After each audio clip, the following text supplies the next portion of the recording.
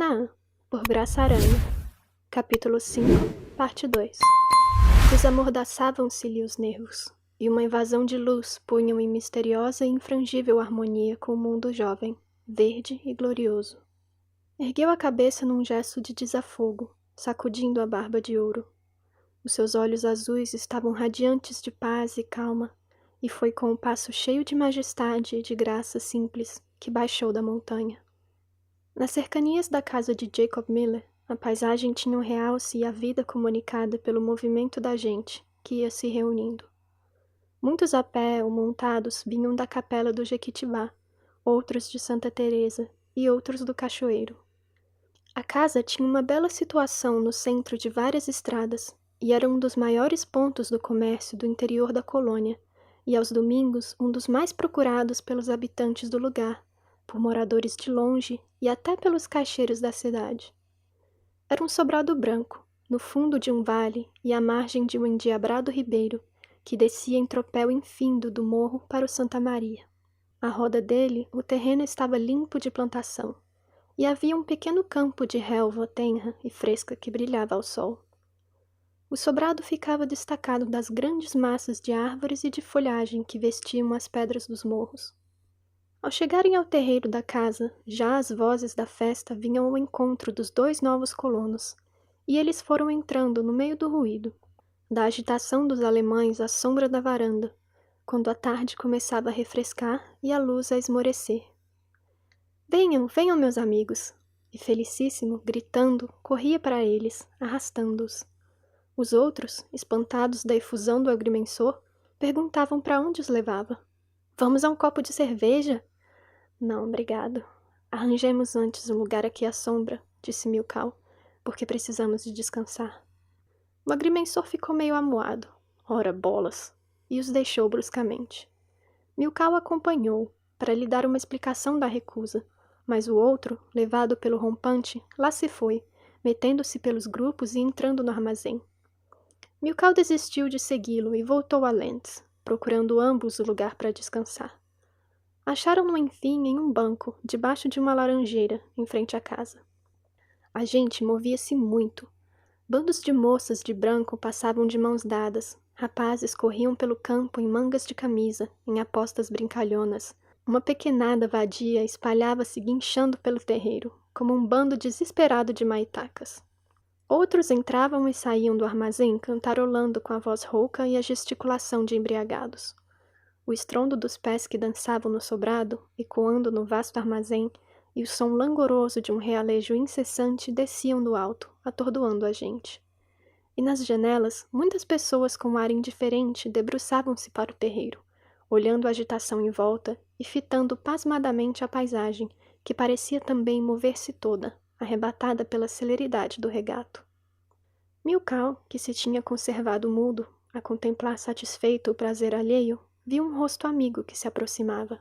Era Joca, que em mangas de camisa, de lenço ao pescoço e um cinturão de couro segurando a calça, vinha saudá-lo, abrindo a boca em que se apertavam os dentes felinos. Então vieram divertir-se um pouco? Sim, senhores, já é coragem, que do Rio Doce aqui é um estirão. Saímos de madrugada e fizemos a viagem sem grande fadiga, respondeu Milkau. Lá isso não, interrompeu Lentz, porque eu estou que não posso me mexer. Começo a ter fome também. O que não falta é comida. Olhem só lá para dentro do armazém, por cima das cabeças dessa gente. Vejam que povo está ali agarrado ao balcão. Parece urubu cercando carniça. E atrás, nas salas, as mesas já estão apinhadas para a hora do jantar. O que é preciso é marcar os lugares desde já. Seu chefe se encarregou disso, referiu Lentz. Mas sumiu-se de nós e esqueceu-se de nos dizer o que arranjou. Ah, mas ele há de voltar, concluiu confiante Milkau. Estou certo de que temos tudo arranjado. E você, Joca, que fim levou? Rolando, amigo, de um lado para o outro, a fazer medição agora lá para o Guandu. Isto é, esses dias nós descemos ao cachoeiro para folgar um pouco. E como vão lá no prazo? Já sei que a casa está bonitinha. E o cafezal? Plantado. No roçado que fizemos? Sim, ao lado da casa. E quando beberemos esse café? A resposta foi um gesto largo de mão, indicando o tempo remoto. Por um instante, uma ligeira sobrecitação coloriu as faces de Lentz, que tremia em pensar no vago da distância ainda à sua frente, e naquela vida estranha que levava. Ah, agora a coisa vai ser mais animada, disse em sobressalto o mulato, olhando alvoroçado para o fundo. Lá vem a banda. Os músicos da Filarmônica do Cachoeiro vinham chegando ao arraial, e todas as vistas se voltavam para eles.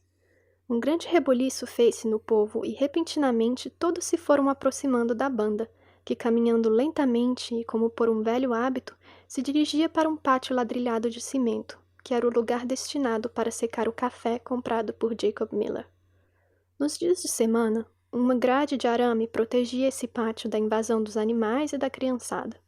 Aos domingos, quando havia festa, a grade era retirada, e todos tinham a liberdade de penetrar na área. Joca deixou Milkau e foi se postar ao lado dos músicos, alguns dos quais eram seus conhecidos camaradas. Então, minha gente, vocês hoje estavam com preguiça de desunhar? A rapaziada aqui já andava impaciente. O velho Martinho já está com o braço morto de tocar realejo para entreter o povo lá em cima. Vamos à gaita! E contente, o mulato começou a dar vivas à banda do cachoeiro. Um alarido de gargalhadas e aclamações acompanhou os vivas. Os homens da música sorriam, rubros de vexame, e todos automaticamente tiraram o chapéu, agradecendo.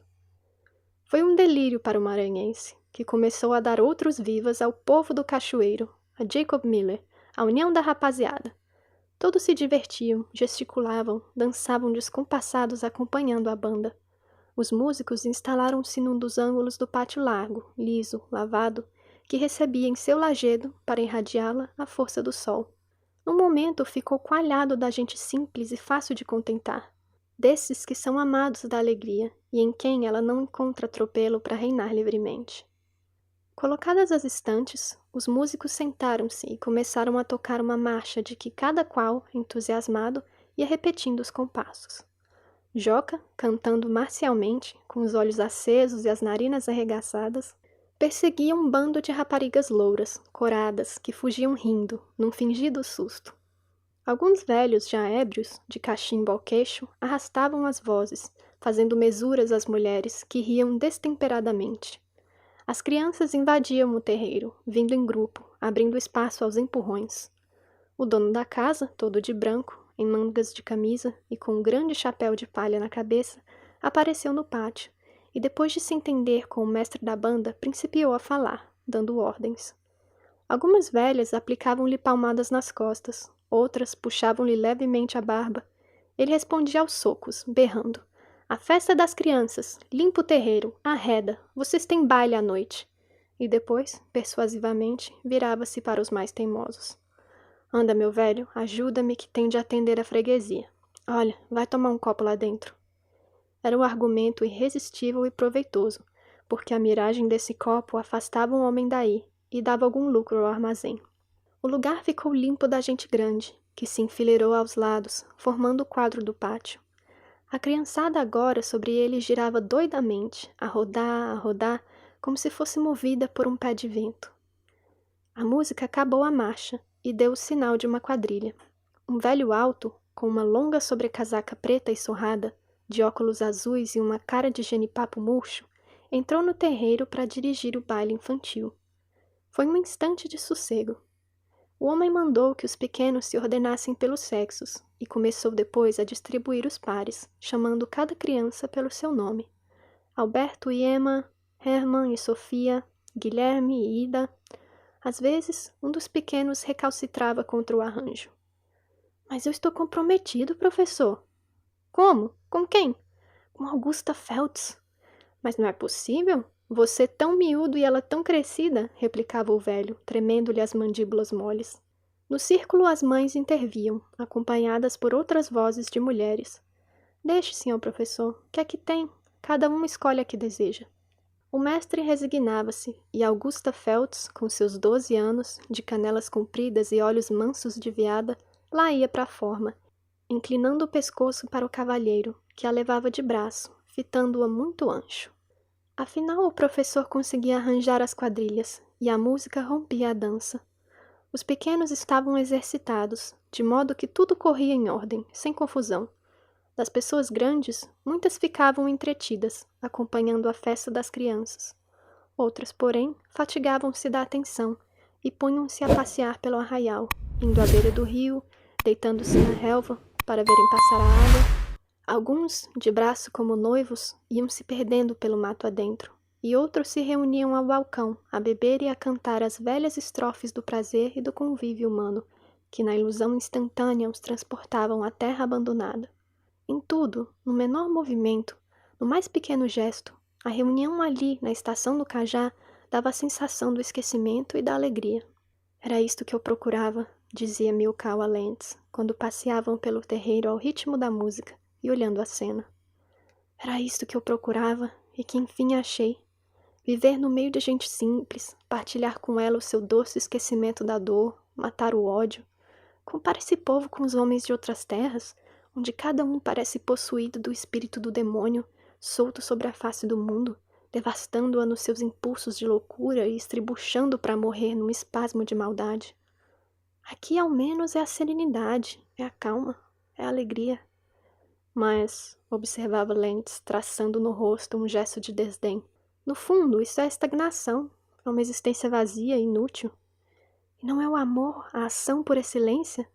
E não é ele a força que aqui na colônia, no canto do universo, move os homens? Que queremos mais? Aproximaram-se do baile das crianças, que prosseguia vivo e animado.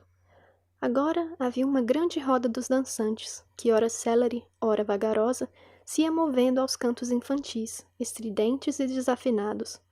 E quando a meninada estava muito entretida, um sujeito mascarado saltou no pátio, disfarçado em palhaço maltrapilho, besuntada de alvaíde à cara, e beiços e faces pintados de vermelhão. Uma imensa risada dos grandes o recebeu, e os meninos pararam a dança meio espantados, abrindo o círculo. O palhaço começou a cabriolar, a gritar, imitando animais, e daí a pouco, no meio da algazarra geral, metia-se na roda das crianças, de olhos tapados, a diverti-las. E felicíssimo que não nos procurou mais, lembrou Milkau, afastando-se do círculo com um amigo pelo braço. É verdade. Creio que desconfiou conosco. Vamos procurá-lo, propôs Milkau. É tempo, mesmo porque já podíamos ir jantando, acedeu Lentz. Já àquela hora, o sol esfriando transformava magicamente o panorama, graduando a cor, que parecia surgir pouco a pouco do seio secreto das coisas e se expandir mais livre à superfície luminosa. A aragem refrescava o tempo, passando volátil pelas cabeças louras das mulheres, brincando-lhe nos cabelos num leve arrepio que lhes descia da nuca. A paz da tarde, avançando sutil, reinava sobre as gentes, entorpecendo-as com a sua doce perfídia. Mas onde se meteu o agrimensor? Onde se meteu ele? Ia dizendo Lentz, passando de grupo em grupo e mirando por toda parte. Hoje ele está misterioso conosco. Também porque não lhe aceitamos o copo de cerveja? Não custava nada uma amabilidade. E não se perdia um camarada, tão idiota, concluiu Lentz. Oh, também vais logo aos extremos. Procuraram um agrimensor pelo terreiro, dando volta por trás da casa. Uma caminhada inútil. Foram até a margem do regato, chegaram até a beira das estradas e precipitaram-se para onde avistavam grupos de gente, na esperança de achar o cearense. Tudo em vão. E entraram no mato. Debaixo de uma carregada sombra, um par amoroso, cochichando, descansava. Com a presença dos estranhos, o jovem abaixou a cabeça enleiado, disfarçando a remexer nos gravetos esparsos no chão. A rapariga, porém, numa tranquilidade altiva, com seus olhos serenos e francos, expulsou os perturbadores. Quando tornaram à clareira, desistiram de procurar Felicíssimo no arraial e se encaminharam para casa.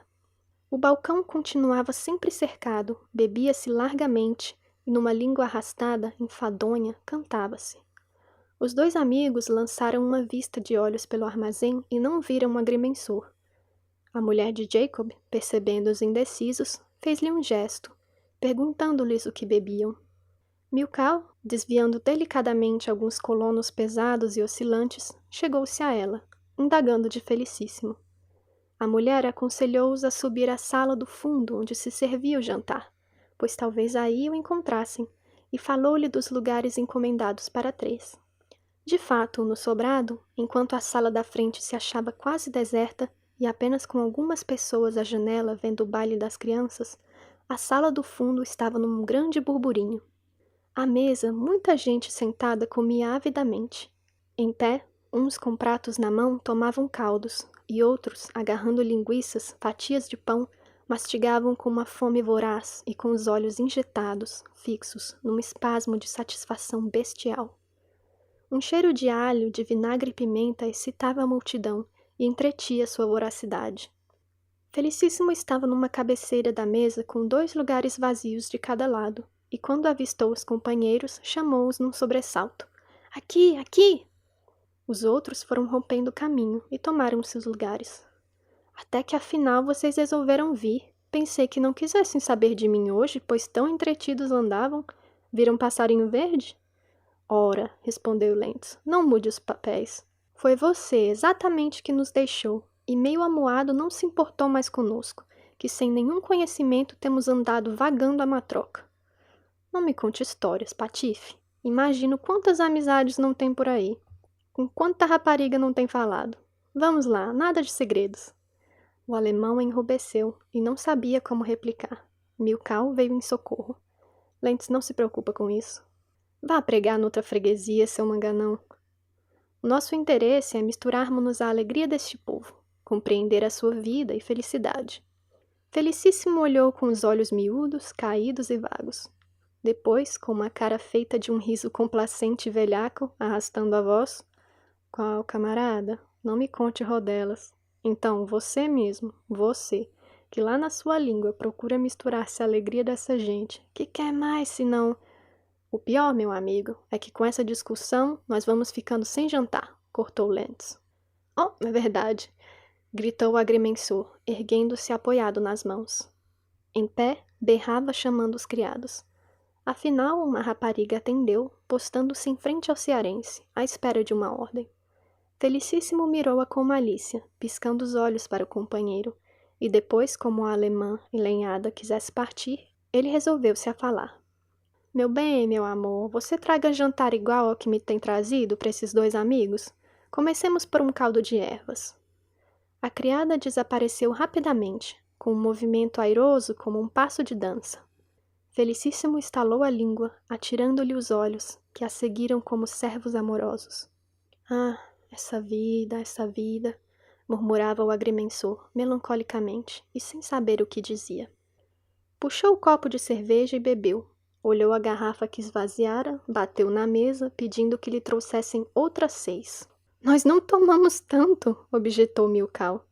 Se vocês fizeram voto, eu não fiz. Beberei todas 6.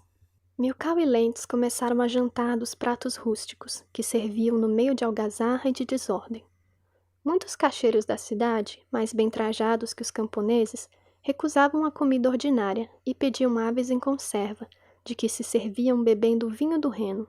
Alguns desses rapazes, que eram da casa de Roberto, reconheceram os antigos hóspedes nos novos colonos e os cumprimentaram com gestos de cabeça, numa expressão amável.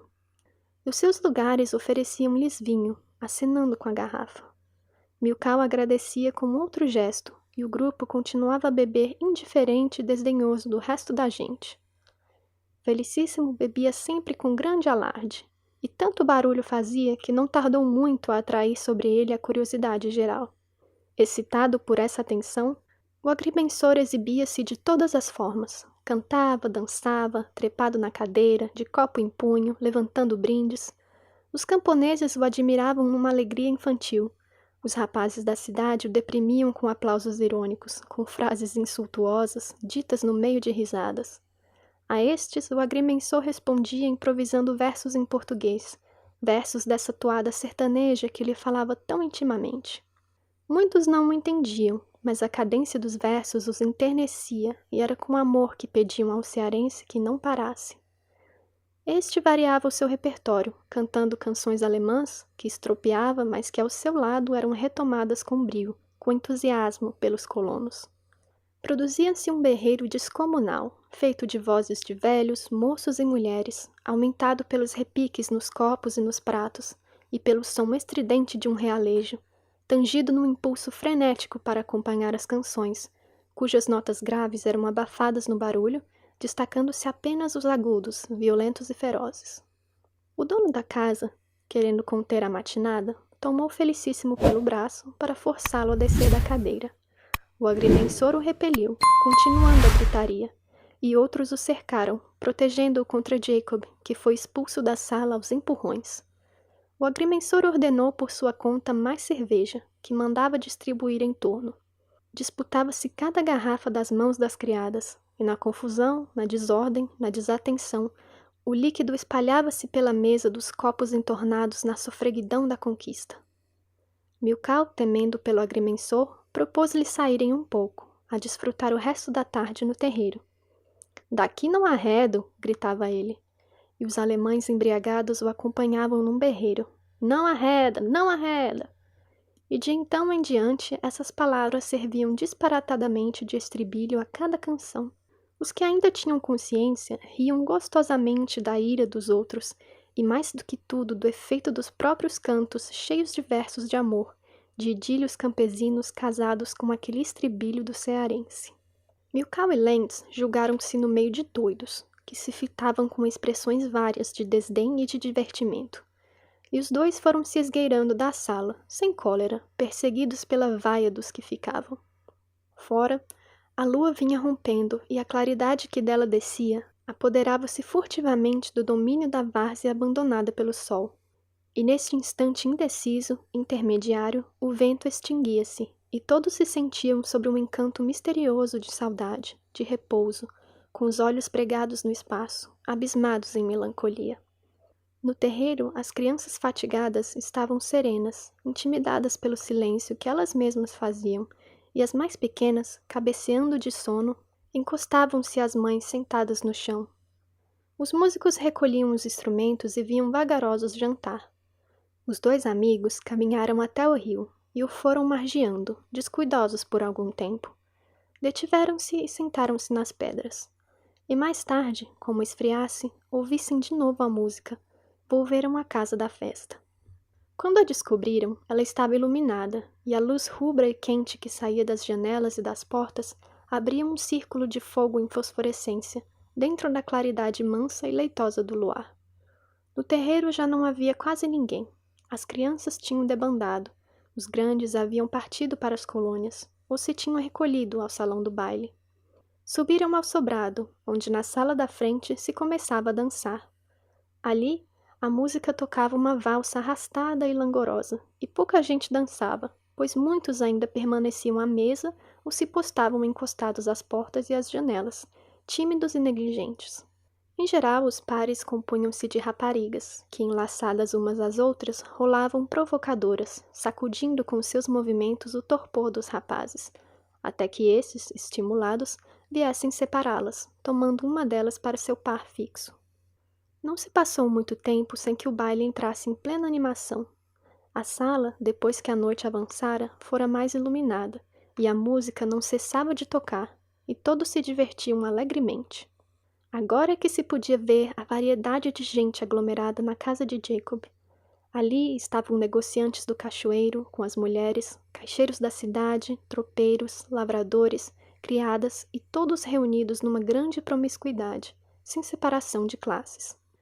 Diante de Milkau, que sentado a uma janela aberta acompanhava a festa, passou, na série de pares de uma marcha polaca, uma jovem de flexível graça, de movimentos ondulantes, voluptuosos, distinguindo-se do resto das outras raparigas, desengonçadas ou morosas, arrastadas com estrépito pelos seus pares.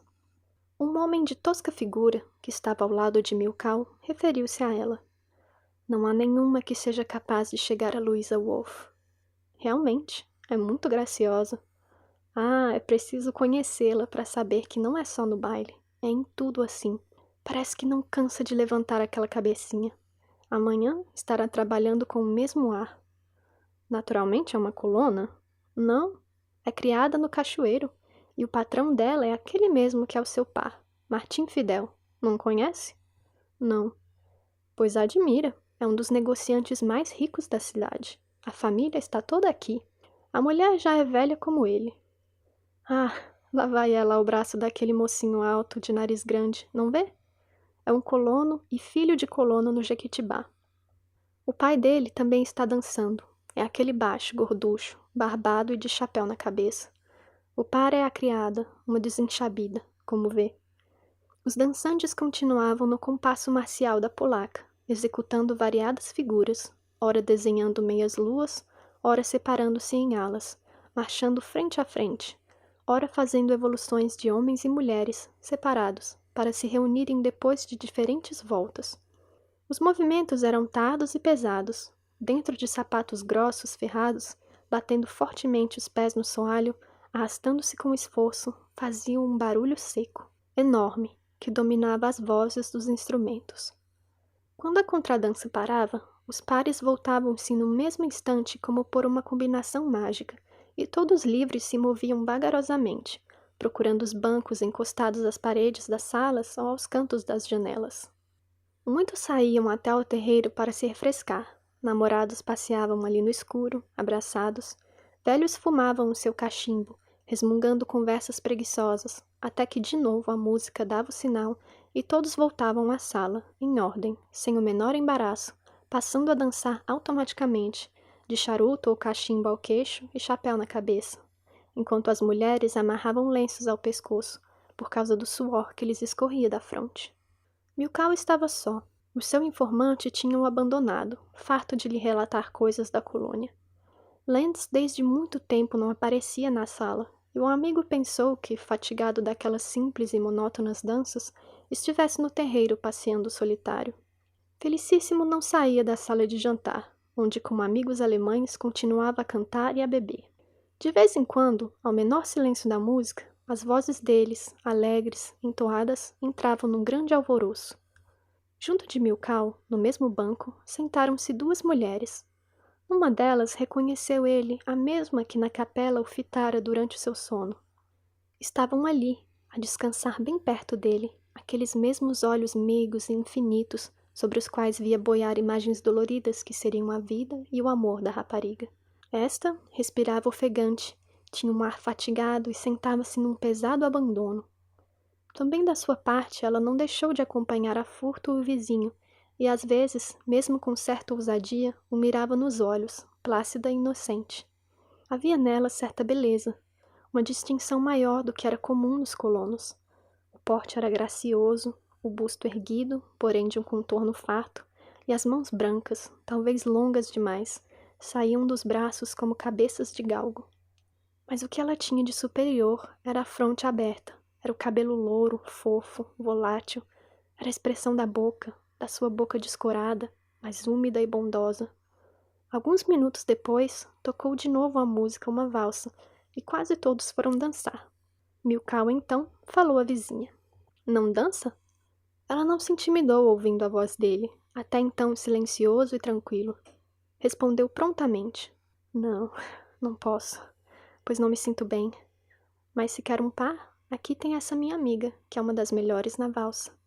E com um gesto de carinho quase maternal, pegou na mão da outra rapariga, que se deixou acariciar negligentemente, como habituada àquelas maneiras da amiga. Milkau ficou meio confuso e desculpou-se, confessando que não sabia dançar. E a sua interlocutora, é o que me acontece pretextar quando não me sinto bem, mas ninguém me acredita, vejam só. E sorriu levemente. A voz dela era um canto íntimo, sonoro, e como que rasgava um tênue véu para mostrar a deliciosa paisagem da sua alma. E como em toda voz humana, o acento da sua era uma revelação da personalidade íntima. Pela voz, que traduz a música do cérebro, percebem-se as qualidades secretas de cada espírito.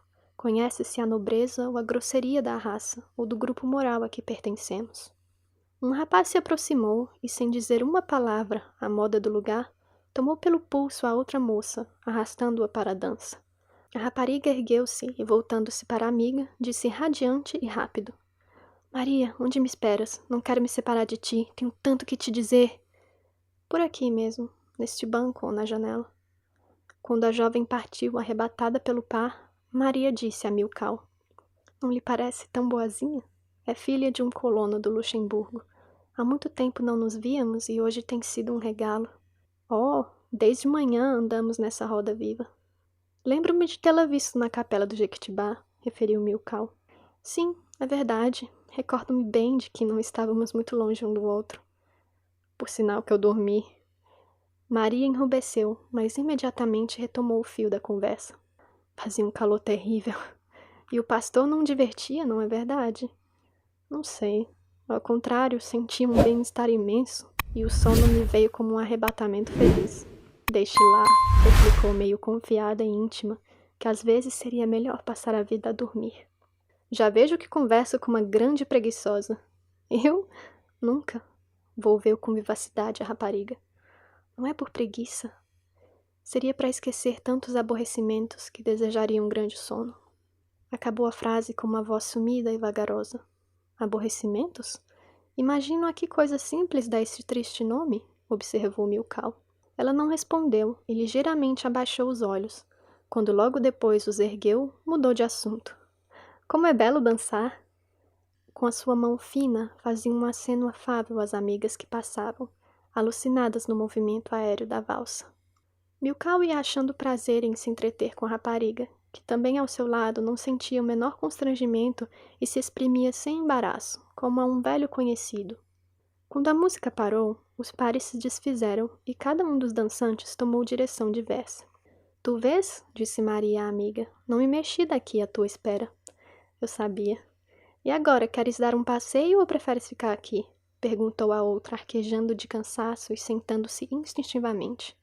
Oh, meu Deus, passear quando Stark não pode? Não, amor, descansa um pouco. Talvez, observou Milkau, fosse preferível para sua companheira sentar-se à janela. As cadeiras ali estão desocupadas. Vamos para lá, o ar fresco lhe dará forças. Levantou-se, e as moças correram sôfregas para as cadeiras indicadas, receosas de perdê-las. O primeiro olhar deles foi para o quadro de fora. Toda a terra estava inundada de um luar branco. As nuvens, descendo no céu, desmanchavam-se no horizonte, e o grande campo vaporoso, livre, sem estrelas e desmaiado, ia se transformando em um pavimento de cristal, puro, rijo, transparente. O verde das árvores adoçava-se à luz diamantina. A torrente rolava borbulhando, um vento manso balançava os ramos, e destes as sombras ainda longas dançavam inquietas. Que é isso?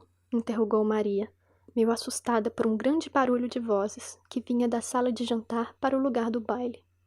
Todos se precipitaram para indagar do que se passava. Havia grande discussão em vozes altas e agudas, mas tudo cortado por atroadoras e bruscas gargalhadas. Todavia, Maria e a companheira não estavam tranquilos, pensando que uma grande rixa se travava ali. Milkau saiu para ver o que se passava, e pouco tempo depois voltou. Não é nada.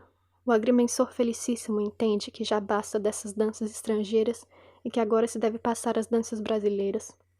Os músicos não sabem como executá-las. Os rapazes protestam contra a inovação, que eles ignoram.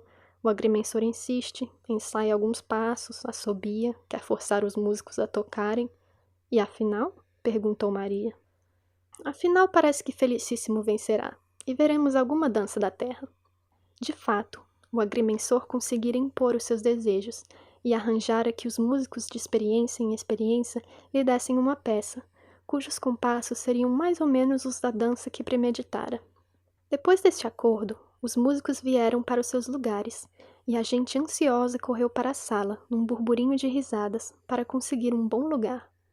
Depois sucedeu um silêncio de espera. Ninguém se movia mais na sala, livre para a dança. Quase todos estavam sentados e muitos amontoados às portas e janelas. Junto aos músicos, Felicíssimo cantarolava um andamento. Não tardou, porém, que a orquestra agora afinada começasse a tocar uma peça arrastada e voluptuosa. Alguém perguntou ao agrimensor o que ele ia dançar. Felicíssimo, cambaleando, com os olhos tortos e compridos, saiu para o meio da sala, gritando com voz difícil. É o chorado, meu povo!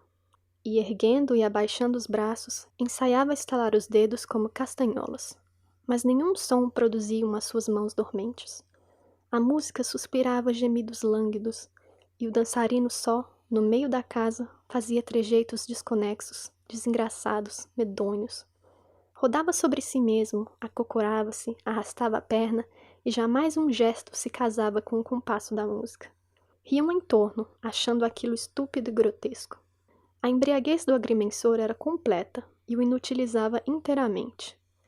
Felicíssimo deu mais algumas voltas, e afinal, como numa guinada de navio, o seu corpo se arrojou rápido, violento contra a parede. Foi uma barafunda. Todos gritavam de susto. Uns fugiam abandonando os lugares, outros riam do espetáculo. O agrimensor apoiou-se com a mão à parede, livrando a cabeça, e caiu brusco e pesado numa cadeira vazia. Por entusiasmo, por prazer, a música continuava. Felicíssimo ainda tentou erguer-se, mas os seus vizinhos o sustiveram na cadeira, com medo de alguma queda desastrada. Ele deixou-se prender, agradecendo-lhes com um enternecido olhar de bêbado manso. Durante algum tempo, ninguém se moveu, e a música prosseguia solitária nos seus largos e chorosos compassos. Mas de repente, como um fauno antigo, Joca pulou na sala e principiou a dançar. A sua alma nativa esquecia por um momento essa dolorosa expatriação na própria terra, entre gente de outros mundos. Arrebatado pela música, que lhe falava as mais remotas e imorredoras essências da vida, o mulato transportava-se para longe de si mesmo e transfigurava-se numa altiva e extraordinária alegria. Todo seu corpo se agitava num só ritmo. A cabeça erguida tomava uma expressão de prazer ilimitado. A boca entreaberta, com os dentes em serra, sorria. Os cabelos animavam-se livremente, ou empinados e eriçados, ou moles caindo sobre a fronte. Os pés voavam no soalho, e às vezes paravam, sacudindo-se os membros numa dança desenfreada. As mãos, ora baixas, estalando castanholas, ora unidas, saindo dos braços retesados, ora espalmadas no ar. E nesse gesto, ébrio de música, perfilado nas pontas dos pés, ele parecia, com os braços abertos, querer voar. Umas vezes corria pela sala saracoteando o corpo, com os pés juntos num passo miúdo e repinicado. Outras, obedecendo ao compasso da música, vinha lânguido, requebrado, de cabeça inclinada e olhos compridos, e achegava-se a alguma mulher, quase de rastos, suspenso, querendo arrebatá-la numa volúpia contida, mas que se adivinhava febril, vertiginosa. Depois, erguia-se num salto de tigre, retomava sua doidice como num grande ataque satânico, agitava-se todo, convulso, trêmulo, quase pairando no ar, numa vibração de todos os nervos, rápido, imperceptível, que dava a ilusão de um instantâneo repouso em pleno espaço, como a dança de um beija-flor. Nesse momento, a orquestra podia parar, fazer um silêncio que desequilibrasse tudo. Joca não perceberia a falta dos instrumentos, pois todo ele, no seu corpo triunfal, na sua alegria rara, no impulso da sua alma, vivendo, espraiando-se na velha dança da raça, todo ele era movimento, era vibração, era música. A cena continuou algum tempo, e com esse único personagem. Joca procurou um par, uma mulher que acudisse aos seus apelos, que correspondesse aos seus movimentos. Ninguém veio, ninguém sentiu o ímpeto de sacudir-se, de remexer-se ao ritmo daquela dança. Todos tinham curiosidade e nada mais. Desolado, tomado de uma repentina tristeza, de uma saudade das suas companheiras de mocidade, das mulheres negras, que sentiam como ele, pouco a pouco foi cansando. O peito ofegava, as pernas morenas não se retesavam com a mesma energia de pouco antes, com a flexibilidade vigorosa do pão d'arco. Exausto, ele derreou o corpo combalido, e o último intérprete das danças nacionais foi cedendo o terreno aos vencedores, enquanto outra música, outra dança invadia o cenário. Era a valsa alemã, clara, larga, fluente como um rio. Na sala, os pares voavam num frenesi, e entre estes se foi a amiga de Maria. Fora havia mais luar, as sombras minguando se resumiam mais fixas. Numa das janelas um par cochichava, esquecido de dançar. Era uma longa, infindável e sussurrante palestra. Um momento a rapariga alteou a voz, e toda entregue à paixão, declamou como na velha balada. Ob ich dich lieb, frage den Stern. Maria estremeceu ouvindo o canto de amor, e sem saber o que fazia, fitando com os olhos ardentes o céu, apontou à lua, dizendo com voz sumida e trêmula. Que tristeza. O pensamento de Milkau, como obedecendo a um chamado estranho, subiu ao astro morto. Ela imaginou a solidão de um mundo sem vida, essa terra deserta, marchando como um cadáver fantástico na estrada do infinito. Ele pensou que algum dia também, aqui nessa terra radiante, viçosa e feliz, toda a vida se acabaria, e uma imensa tristeza, um grande silêncio reinaria nestes mesmos cantos cheios de movimento e de alegria. E para quantos não começara o isolamento, princípio da morte? pensou na sua própria vida, no seu destino, nessa solidão em que ia passando a existência, envolto como num véu intangível que não o deixava sair para o mundo, nem permitia que o mundo viesse a ele. Sua vida triste, sem uma companheira, sua vida casta e mística, pior que o eterno frio. Acabara a dança e era a hora da separação. Um velho chegou à janela onde estava Maria e chamou-a. A moça despediu-se de Milkau como de um antigo conhecido que no dia seguinte se tornaria a ver. Por sua vez, Milkau, já recomposto daquele instantâneo desfalecimento, foi procurar Lentz, encontrando-o entre vários colonos no terreiro, ao ar livre. — Oh, pensei que fosses o último a deixar essa casa! Gritou Lentz, recebendo jovial o companheiro. Não sabia que eras tão grande e apaixonado de festas. Distraí-me, vendo os outros alegres, e quis te dar a liberdade de te divertires ao teu modo. Aqui estive, a conversar sobre a Alemanha com estes amigos, e falamos também de outra Alemanha, que há de vir no futuro. Não é verdade, camaradas? Os outros aplaudiram a profecia. Bem, disse Milkau, mas agora cuidemos de ir para casa. A caminho. Adeus, amigos. Até um dia. Bateram durante horas e horas a mesma estrada de manhã percorrida. Um momento, depois de passarem por um grande cafezal belo em sua viçosa negrura, na encosta de uma montanha majestosa, começaram a ver cruzes pretas e pedras brancas por entre os pés de café. — Que é isso? — perguntou Lentz. — Um cemitério, respondeu Milkau, e acrescentou: — Vê tu, não há em Canaã lugar para a morte. A terra dá o menos possível aos túmulos. Eles, escassos e raros na fralda da montanha, não apagam a luz, nem dão sombra sobre a vida, que os enlaça e domina na força do seu triunfo. Fim da seção 6. Gravado por Liana Leite.